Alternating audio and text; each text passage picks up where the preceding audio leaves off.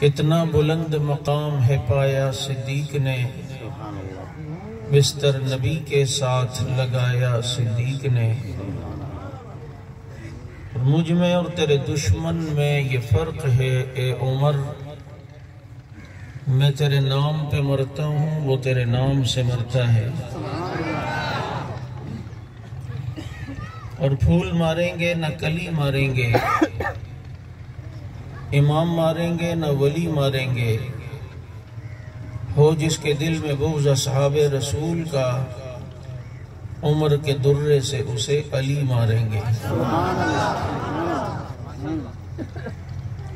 اور ایک کہتا ہے میں حضرت معاویہ کی حکومت نہیں مانتا زمین پر، تو میں نے اس کے لیے ایک شعر لکھا، شاہ صاحب خود ٹوٹا پھوٹا شعر خود لکھا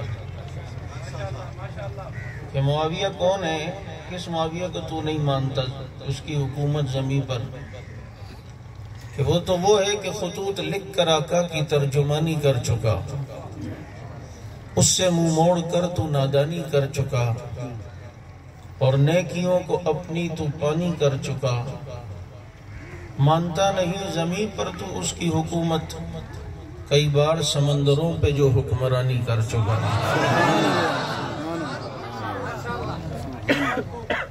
اور یہ سچ ہے، یہ سچ ہے کہ خطرہ اغیار بہت ہے، پر کیا کریں صحابہ سے پیار بہت ہے، اس لیے کہ صحابہ کے کھاتے لگ گیا جس کا خون، لا خوف علیہم ولا هم یحزنون۔ درود پاک۔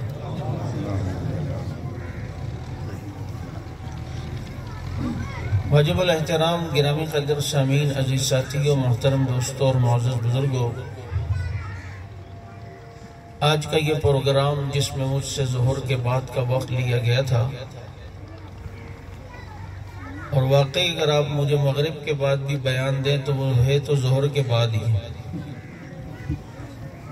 اگرچہ عصر کی اذانیں ہو رہی ہیں اور میں نے عشاء تک کہیں پہنچنا بھی ہے،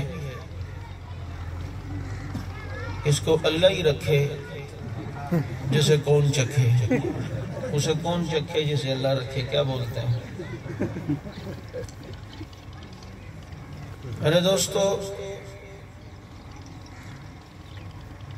یہ بھی بس ہمارے لاڈلوں میں اس لیے اس کے ذرا نخرے برداشت کر لیتے ہیں،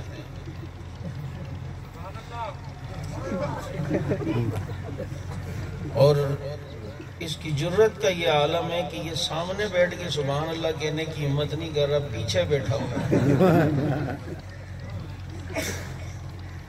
آؤ نا ذرا، کب تک چھپے رہو گے پھولوں کی آڑ میں، کبھی تو تم ملو گے عطر کے بازار میں۔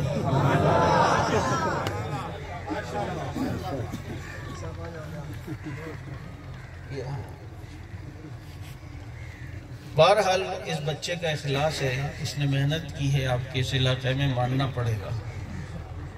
اس مختصر سے وقت میں چونکہ میرے سے مشاورت میں رہتا ہے، اتنی بڑی جگہ پر مسجد اور مدرسے کی تعمیر، اللہ تعالیٰ اس کی تعمیر کو مزید پائے تکمیل تک پہنچا کر اسے دین کا مرکز بنائے، اور جو نام ہے یاسین اور عمر بن عاص، مدرسے کا نام یاسین، اور یاسین آپ صلی اللہ علیہ وسلم کا ایک صفاتی نام ہے، اور اسی کی صفت نبی کے ایک ستارے میں آئی جسے عمر بن عاص کہتے ہیں۔ سبحان اللہ۔ اور یہ عجیب بات ہے کہ میں نے عمر بن عاص کا نام لیا، ابھی تک مجھے یہ آواز نہیں آئی، لیکن ابھی کتے کے بھونکنے کی آوازیں آنے لگ گئی، دیکھا؟ لیکن کوئی بات نہیں، وہ اپنا کام کرے، ہم اپنا کام کریں گے۔ اسے بھونک پسند، ہمیں صحابہ کی شان بیان کرنا پسند۔ سبحان اللہ۔ عمر بن عاص رضی اللہ تعالی عنہ کوئی معمولی صحابی نہیں ہے۔ اجنادین کی لڑائی میں، دمشق کی لڑائی میں، شام کی لڑائی میں، بیت المقدس کی فتح کی لڑائی میں، فلسطین کی لڑائی میں سر شریک رہے، اور جہاں دشمنان اسلام کو پتہ چلتا کہ اس فوج میں عمر بن عاص بھی ہے، ان کی ٹانگیں کانپنے لگتی تھی۔ اور اتنے صاحب بصیرت صحابی جنہیں فاتح مصر کہا جاتا ہے، مصر کوئی معمولی علاقہ نہیں تھا، وہاں کی جنگجو فوج تھی۔ حضرت عمر رضی اللہ عنہ سے حضرت عمر بن عاص نے فرمایا کہ آپ ایسا کریں کہ مصر کی طرف چڑھائی کا حکم دیں۔ فرمایا کہ وہ بڑی جنگی قوم ہے اور ہمارے پاس لشکر ٹوٹل 4000 کا ہے۔ فرمایا کوئی نہیں، اللہ ہماری مدد کرے گا۔ سبحان اللہ۔ حضرت عمر رضی اللہ تعالیٰ عنہ تیار ہو گئے، حضرت عمر بن عاص کی سربراہی میں بھیجا، لیکن پیچھے تشویش ہوئی کہ یہ تو مسئلہ خراب ہو گیا، میں نے کیا کر دیا، 4000 کے لشکر کو اتنی بڑی فوج سے لڑانے بھیج دیا۔ اس لیے قاصد کو خط لکھا اور لکھ کے بھیجا کہ جلدی سے جاؤ اور عمر بن عاص کو کہو کہ اگر مصر کی زمین پہ داخل نہیں ہوئے ہو تو لشکر واپس لے کر آ جاؤ، اور اگر مصر کی زمین پہ داخل ہو گئے ہو تو پھر اللہ مالک عمر تمہارے لیے دعائیں کرے گا۔ اب بصیرت دیکھو حضرت عمر بن عاص کی، مصر کی حدود ابھی کچھ کلومیٹر کے فاصلے پر تھی، کچھ میل کے فاصلے پر تھی کہ قاصد آیا، کہا جی امیر المومنین نے خط دے کے بھیجا ہے، وہ سمجھ گئے کہ واپسی کا کہہ رہے ہوں گے، اس لیے قاصد سے خط نہیں لکھا، اس سے باتیں کرنے لگے اور ساتھ ساتھ میں لشکر کو چلا بھی رہے۔ اچھا بتاؤ کیا حال ہے مدینے میں، اور یہ صحابہ کا کیا حال ہے، اچھا امیر المومنین کی طبیعت ٹھیک ہے یا نہیں، ابھی تک خط نہیں لیا، کرتے کرتے مصر کی سرزمین میں داخل ہوئے کہ اچھا وہ آنا کیسے ہوا تمہارا، کہا جی وہ امیر المومنین نے یہ خط دیا ہے، جب پڑھا اور اس پہ لکھا تھا سرزمین مصر پہ اگر داخل نہیں ہوئے تو لشکر واپس لے کے آؤ، جب داخل ہو گئے تو اب اللہ تمہاری مدد کرے، میں دعا کروں گا۔ کہا دیکھو بھائی تم کو پتا ہے میں نے ابھی تم سے خط لیا ہے، مجھے کیا پتا ہے اس میں کیا لکھا ہوا ہے، یہ دیکھو اس میں لکھا ہے اب میں تو حدود مصر میں داخل ہو چکا ہوں، اور وہ 4000 کا لشکر لے کے لاکھوں کی فوج سے جو ٹکرائے اور دنیا کو بتایا کہ کم من فئۃ قلیلۃ غلبت فئۃ کثیرۃ باذن اللہ، کہ لاکھوں کا فوج سامنے ہو لیکن محمد کے صحابہ کا مقابلہ کوئی نہیں کر سکتا، اور 4000 کے لشکر نے مصر کو فتح کر کے دکھایا۔ اور دور ہے فاروق اعظم کا، میں یہ بات کئی جگہ کہا کرتا ہوں لیکن اس واقعے کے ذیل میں چونکہ یہ بات دوبارہ آ گئی، حضرت موسیٰ علیہ السلام کو اللہ نے کہا میں یہاں کی حکومت اپنے پیاروں کو دوں گا، اپنے محبوبوں کو دوں گا، اور حضرت موسیٰ چونکہ مصر میں تھے، بنی اسرائیلیوں نے کہا اللہ سے دعا کریں اللہ یہاں کی حکومت ہمیں دے دے، حضرت موسیٰ نے کہا اللہ یہ چاہتی ہے بنی اسرائیلی یہاں کی حکومت آپ ہمیں دیں، خلافت ہمیں دیں، کیونکہ آپ اپنے پیاروں کو یہاں کی حکومت دیں گے تو یہ چاہتے ہمیں میں، تو اللہ نے کہا نہیں، الذین یتبعون الرسول النبی الامی، میں یہاں کی حکومت نبی الامی کے ماننے والے اور اتباع کرنے والے کو دوں گا، یعنی آخری پیغمبر کے صحابہ کو دوں گا۔ اب یہاں مصر کی سرزمین پر موسیٰ علیہ السلام ہے اور اللہ نے کہا الذین یتبعون الرسول النبی الامی، میں نبی الامی کی اتباع کرنے والوں کو یہاں کی حکومت دوں گا، خلافت دوں گا۔ اب ذرا توجہ کر، یہ علاقہ فتح ہوتا ہے حضرت عمر کے دور میں اور فاتح ہے حضرت عمر بن عاص۔ آج یہ کہتا ہے میں عمر کی خلافت نہیں مانتا، اور تو نہ ماننا، عمر کی خلافت کے فیصلے تو رب نے اس وقت سے کر دیے ہیں جبکہ عمر ابھی پیدا بھی نہیں ہوا تھا۔ اللہ اکبر، زندہ باد۔ اور وہ فرمایا کہ الذین یتبعون الرسول النبی الامی، سورہ اعراف، نبی الامی کے اتباع کرنے والوں کو یہاں کی حکومت دوں گا۔ چنانچہ یہ جو اللہ نے وعدہ کیا یہ کس کے دور میں پورا ہوا؟ بولو نا یار، یا تو بول، اس سے پوچھ عمر کے منکر کو، یا قرآن کی شاید کو نہ مان، اور اگر مانتا ہے تو ماننا پڑے گا۔ وہ یتبعون الرسول النبی الامی، وہ نبی کی اتباع کرنے والے تھے۔ کون تھے؟ کیسر و کسرا فتح ہوتے نبی نے دیکھا، کدال مار رہے خندق میں، چنگاری اٹھی، فرمایا اللہ نے مجھے کیسر و کسرا کے محلات دکھائے ہیں۔ سبحان اللہ۔ دیکھے نبی نے فتح عمر کے دور میں ہو رہے ہیں. فتح حضرت عمر رضی اللہ عنہ. تمہیں کیا پتا عمر کون ہے؟ عمر اور عمر شکر ہے دونوں ہمارے ہیں. شکر ہے دونوں ہمارے ہیں اور دونوں آقا کے ستارے ہیں. ہاں اور دونوں اللہ کے پیارے ہیں. بلکہ جتنے بھی ہیں نبی کے گرد بیٹھے ہوئے نبی کے یار وہ سب اللہ کے پیارے ہیں. اللہ ایسے ویسوں کو نبی کے قریب نہیں بیٹھنے دیتا. ایسے ویسوں کو بیٹھنے بھی نہیں دے گا. کیونکہ جو رب نبی کے جسم پر گندی مکھی نہ بیٹھنے دے وہ نبی کے گرد گندے لوگوں کو آنے دے گا؟ بولو. جو اللہ نبی کے جسم سے پسینے کی بو خوشبودار بنا دے اور بدبو نہ ہو وہ میرے نبی کے قریب بدبودار لوگوں کو آنے دے گا؟ نہیں. بلکہ ابھی مجھے اللہ رکھا صاحب نے پتہ نہیں کہاں میری ایک تقریر سن لی, کہا اس کے بھی کچھ اقتباسات ہونے چاہیے. میں نے ایک جگہ کہا کہ دیکھو آج اگر کسی سے رشتہ کرواتا ہے کوئی اپنی بیٹی کا تو دیکھا جاتا ہے کیا کہ جناب اس کے پاس ذرا کاروبار ہے یا نہیں, بندہ خوبصورت ہے یا نہیں, پڑھا لکھا ہے یا نہیں. اب جناب تمہیں پتہ چلے جی جس کے پاس تمہارے رشتہ آیا ہے اور بیٹی کا رشتہ تم سے مانگ رہے ہیں, لڑکا خوبصورت بھی ہے, کاروبار بھی اچھا ہے, زبردست طریقے سے ماشاءاللہ تعلیم یافتہ بھی ہے, آپ بالکل تیار ہوئے. ایک آدمی نے آ کے کہا شاہ صاحب کہ یار وہ ساری باتیں اس میں, لیکن وہ جن لوگوں کے ساتھ اٹھتا بیٹھتا ہے نا وہ بندے صحیح نہیں ہیں, وہ لوگ بڑے شرابی ہیں, وہ لوگ بڑے کبابی ہیں, اور وہ لوگ بڑے زانی ہیں, اور وہ لوگ بڑے ظالم ہیں, اور وہ لوگ بڑے غاصب ہیں. اس کی گیدرنگ صحیح نہیں ہے, اس کی بیٹھک صحیح لوگوں کے ساتھ نہیں ہے, اس کا اٹھنا بیٹھنا صحیح لوگوں کے ساتھ نہیں ہے. آپ رشتہ دو گے, آپ اگر نہ بابا خوبصورتی اپنی جگہ, تعلیم اپنی جگہ, دولت اپنی جگہ, لیکن اگر اس کی سوسائٹی ٹھیک نہیں, گیدرنگ صحیح نہیں, اگر ماحول صحیح نہیں, بیٹھک صحیح لوگوں کے ساتھ نہیں, پھر میں نہیں دے سکتا. آج بھی جب کہیں کسی کی شخصیت معلوم کرنی پڑتی ہے تو دیکھا جاتا ہے اس کی گیدرنگ کس کے ساتھ ہے. چرسیوں کے ساتھ تو نہیں ہے, زانیوں کے ساتھ تو نہیں ہے, شرابیوں کے ساتھ تو نہیں ہے, غاصبوں کے ساتھ تو نہیں ہے. ہاں اگر اس کی گیدرنگ صحیح لوگوں کے ساتھ ہے, اب جناب کو بندہ کہتے ہیں باخلاق ہوگا, اچھا ہوگا. گیدرنگ صحیح لوگوں کے ساتھ نہیں ہے, اس بندے پر اعتماد نہیں ہوتا. اللہ کے نبی حسین و جمیل ہے, دیکھا جائے گا اس کی گیدرنگ کن لوگوں کے ساتھ ہے, اس کے قریب بیٹھنے والے کون ہے, وہ کیسے لوگوں کے درمیان ہوتا ہے. جب ہم نے دیکھا وہ بیٹھا ہوا صدیق کے درمیان ہے, فاروق عثمان و علی کے درمیان ہے, تو آج بھی کسی کی شخصیت معلوم کرنے کے لیے اس کی مجلس کو دیکھا جاتا ہے. اگر آج کو یہ کہے نبی ہے, حسین ہے, جمیل ہے, لیکن ان کی گیدرنگ صحیح لوگوں کے ساتھ نہیں تھی, اٹھک بیٹھک صحیح لوگوں کے ساتھ نہیں تھی, تو وہ نبی کی گیدرنگ پر اعتراض نہیں کر رہا, نبی پر اعتراض کر رہا. یہ کوئی بات ہے کہ نبی تو بہت اعلیٰ ہے لیکن ان کی گیدرنگ صحیح لوگوں کے ساتھ نہیں تھی. وہ شرابی تھے, وہ کبابی تھے, نعوذ باللہ.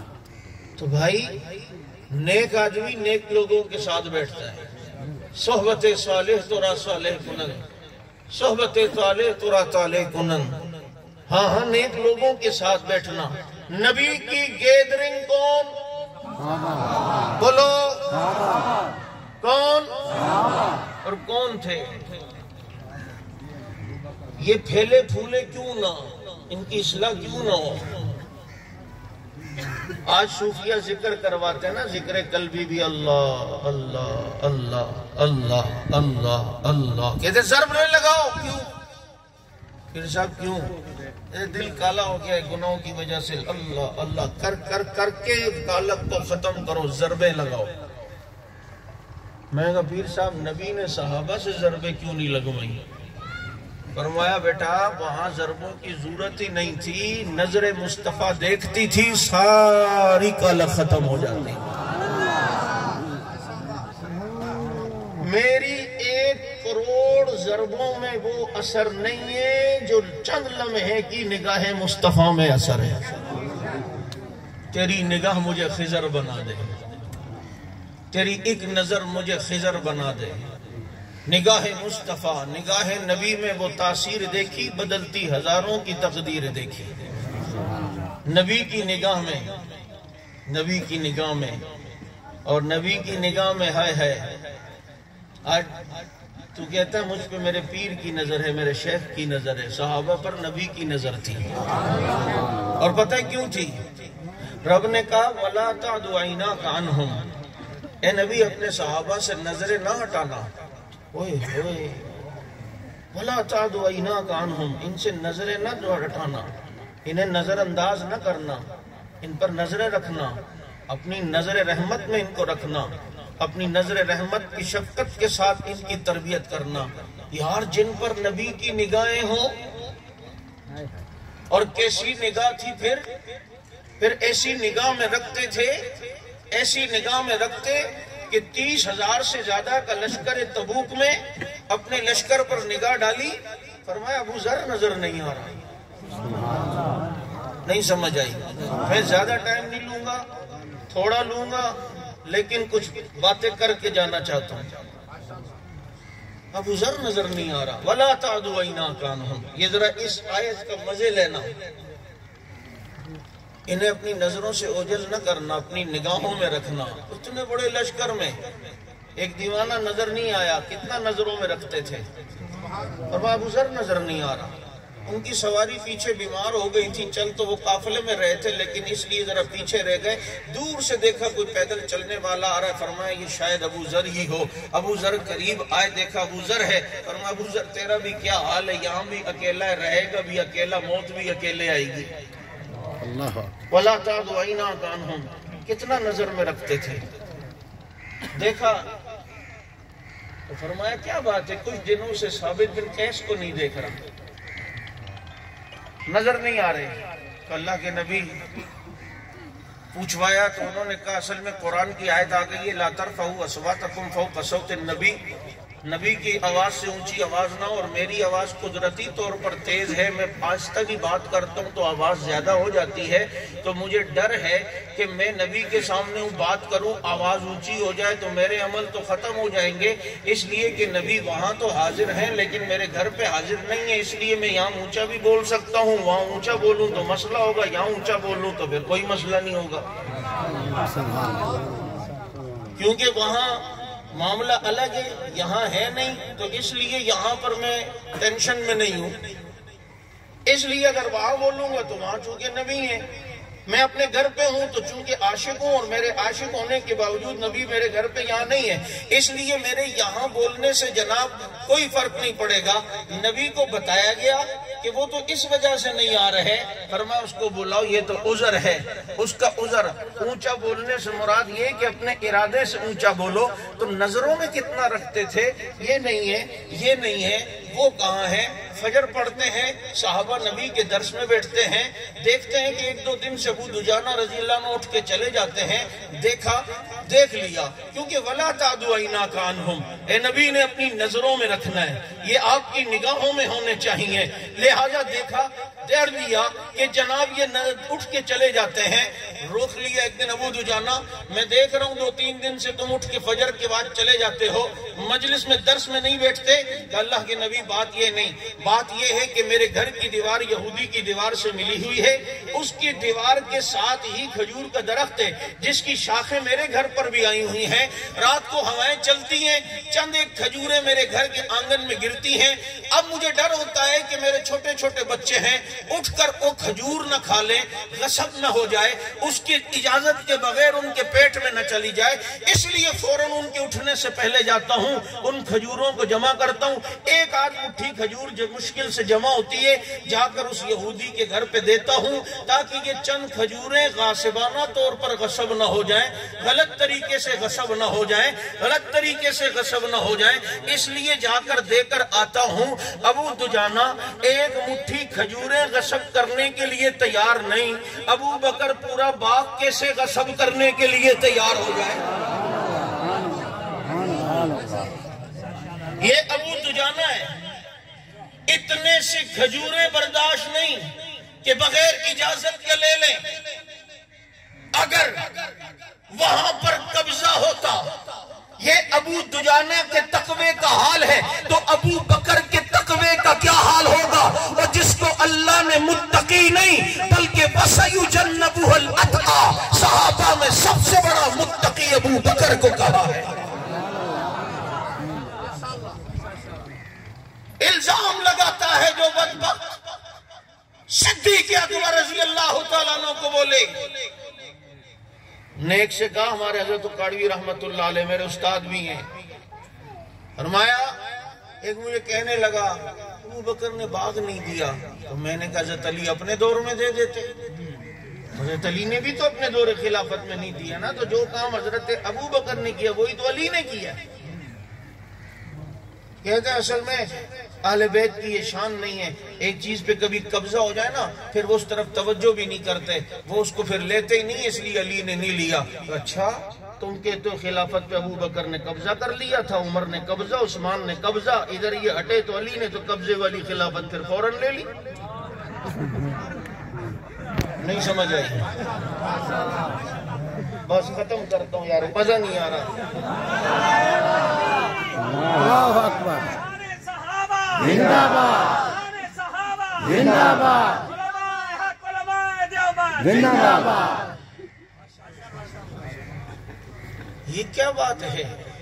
قبضہ بابا انہوں نے بھی تو نہیں دیا، کہ تو اس وقت فاطمہ تھی نہیں، تو عورت کی ماں کی وراثت میں بچے تو شامل ہے نا، حسنین کو دے دیتے علی۔ نہیں سمجھ آئی؟ حسنین کو دے دیتے، یہ تیرے پروپیگنڈے۔ بطول کہتے اسے ہیں جس کی دنیا کی طرف توجہ ہی نہ ہو، اور تو کہے کہ بطول دنیا کی وجہ سے اپنے والد کے محسن کو نظر انداز کرے، اس سے ناراض ہو جائے، غصہ کرے۔ مجھے بتاؤ یہ بطول کا کردار جو تو پیش کر رہا ہے یہ بطول والا کردار ہوتا ہے؟ بطول تو کہتے ہی اسے ہیں جو دنیا کو نظر انداز کر دے، جس کے دل میں دنیا کی محبت نہ ہو اسے بطول کہتے ہیں۔ اور پھر تو کہتا ہے دنیا نہیں دی، یہ نہیں دیا، وہ نہیں دیا۔ میں اس تفصیل میں زیادہ پڑھنا نہیں چاہتا، دیکھ لو اللہ کے نبی کے پاس مال غنیمت آیا، ریشم کے کپڑے بھی آئے، سواریاں بھی آئیں۔ حضرت علی نے فرمایا جاؤ اپنے والد سے لو۔ ایک واقعہ تو غلاموں والا ہے، نبی سب میں کپڑے مہنگے تقسیم کر رہے ہیں، غنیمت تقسیم کر رہے ہیں۔ حضرت فاطمہ نے آگے کہا ابا جان ہمارا بھی کوئی حصہ۔ نبی اپنی اولاد کو دنیا سے کیسا دور رکھنے کی کوشش کر رہے ہیں۔ فرمایا بیٹا دے دیتا ہوں، لیکن ابھی ابھی جبریل میرے پاس آیا ہے اور جبریل نے مجھے 5 جملے سکھائے اور فرمایا کہ جو یہ جملے پڑھ کے دعا مانگے گا اللہ اس کی دعاؤں کو قبول کرے گا۔ تجھے یہ کپڑا اور غنیمت چاہیے یا تجھے یہ 5 جملے چاہیے؟ فاطمہ نے کہا مجھے دنیا نہیں چاہیے، بطول ہو نا، دنیا نہیں چاہیے، مجھے وہ 5 جملے سکھا دیں۔ فرمایا جبریل نے کہا ہے کہ جو دعا سے پہلے یا اول الاولین یا آخر الآخرین یا ذی القوۃ المتین یا راحم المساکین یا ارحم الراحمین، یہ 5 جملے پڑھ کے جو دعا مانگے گا اللہ اس کی دعاؤں کو قبول کرے گا۔ حضرت فاطمہ یہ لے کر گئی ہے، باپ ہے، بیٹی کو دنیا نہیں دی ہے، وظیفہ اور حدیث سنا کے رخصت کیا ہے۔ ابو بکر نے بھی بیٹی کو حدیث سنا کے رخصت کیا ہے۔ ابو دجانہ رضی اللہ تعالیٰ عنہ اتنی سی کھجوریں لینے کے لیے تیار نہیں، ابو بکر پورا باغ قسم کر لے گا؟ بولو نا۔ اور ظالم اتنا تو سوچ، اگر کسی جگہ مال جائیداد زمین ومین تقسیم ہونے والی اور اس میں تیری بیٹی کا بھی حصہ ہو تو کسی طرح چاہتا ہے یار یہ چیزیں تقسیم ہو تاکہ میری بیٹی کا حصہ تو ملے۔ اب آپ کو پتہ ہے بیوی کا حصہ 8واں حصہ ہوتا ہے وراثت میں شوہر کے بعد۔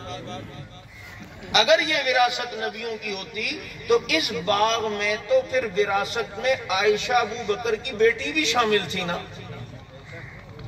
نہیں سمجھ آئی؟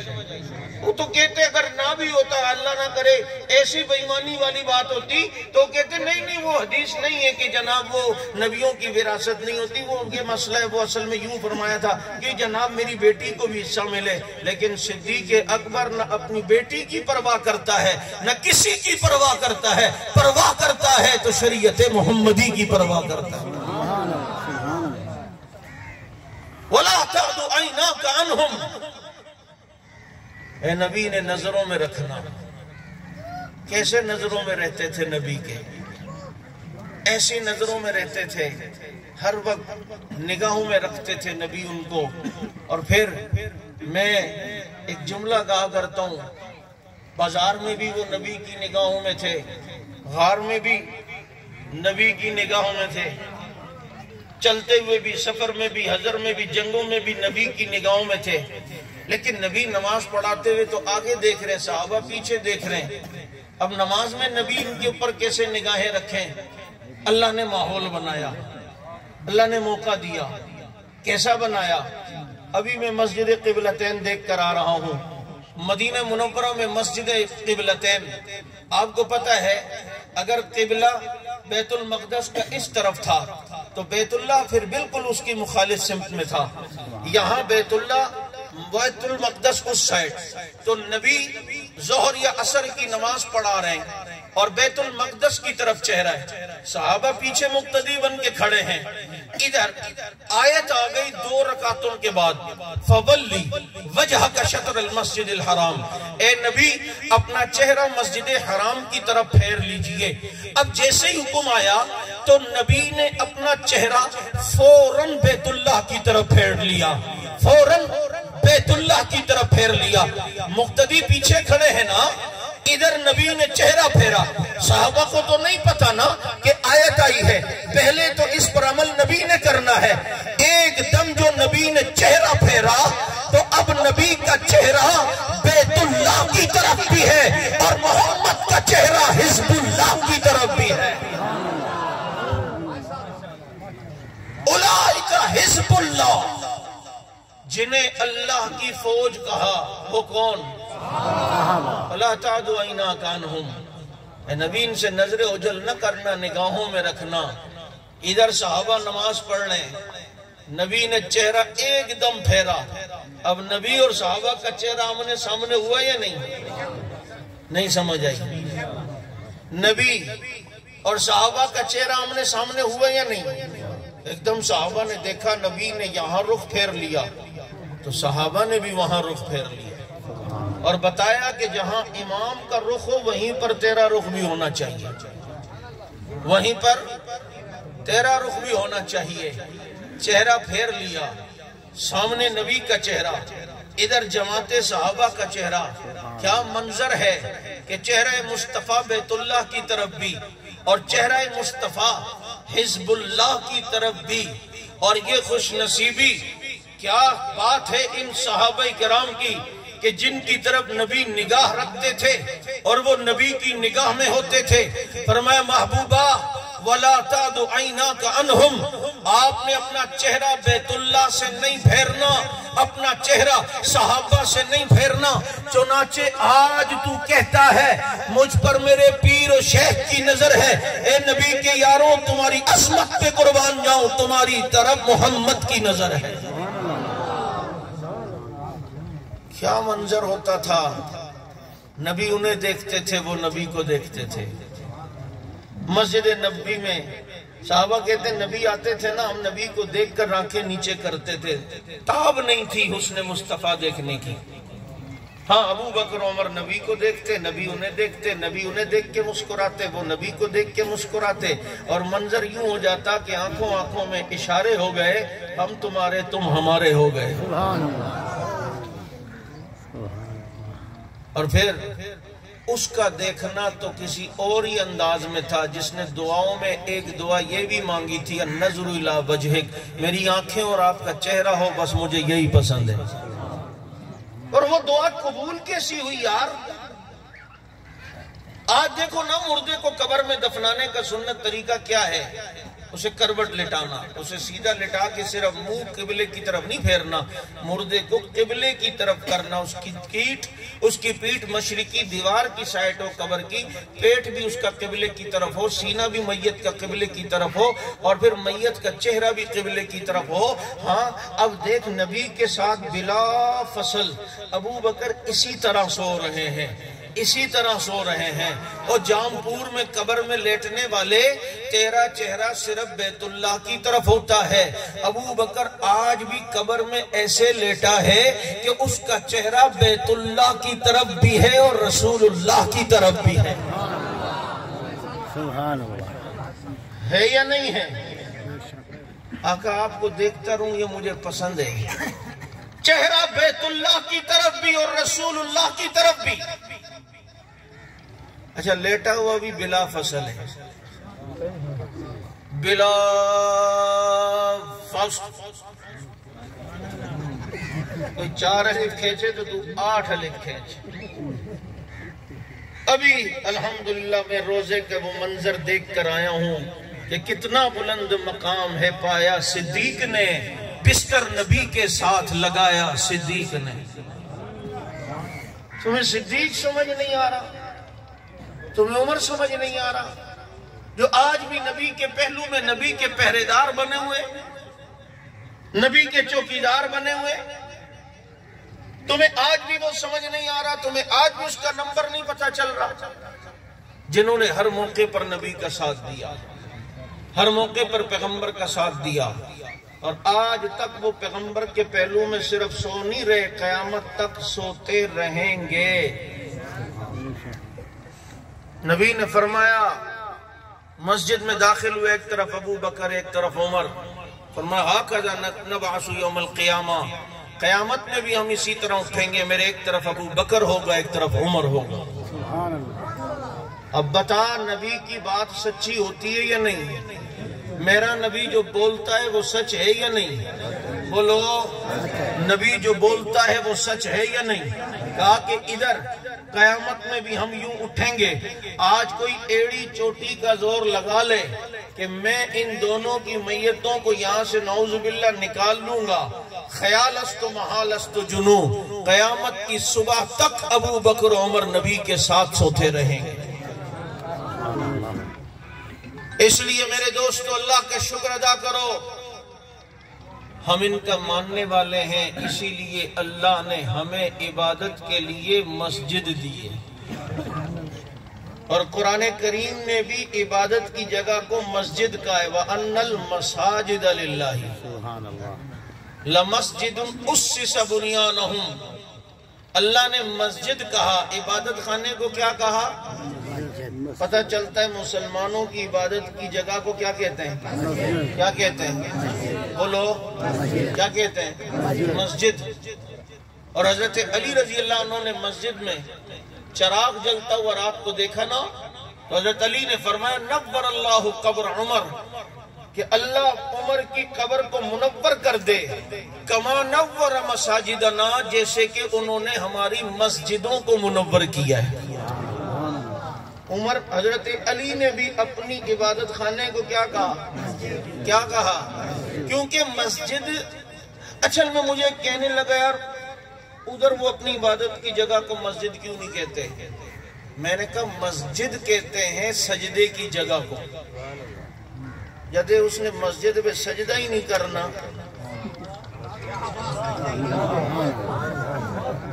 جب اس نے آگے کچھ رکھنا ہے تو جب وہ سجدے کی جگہ ہی نہیں ہے تو اس لیے وہ مسجد بھی نہیں ہے۔ نہیں سمجھ آئی؟ بابا اس نے وہاں کرنا ہی نہیں ہے، آگے کچھ رکھنا ہے۔ بنوری ٹاؤن کے استاد مولانا فضل محمد صاحب دامت برکاتہم العالیہ کہتے میں نے بیت اللہ میں دیکھا آگے ایک رکھ کے یوں کر رہا ہے، میں نے کہا ظالم، بیت اللہ کے اندر بھی آگے یہ سجدے کے آگے یہ کر رہا ہے، کیوں؟ کہتے کربلا کے علاوہ اصل میں کوئی زمین پاک نہیں ہوتی، اس لیے ہم اپنی پیشانی نہیں لگاتے۔ کہا بات یہ نہیں، بات یہ ہے کہ اللہ اپنی پاک سرزمین پر تیری ناپاک پیشانی لگنے نہیں دیتا۔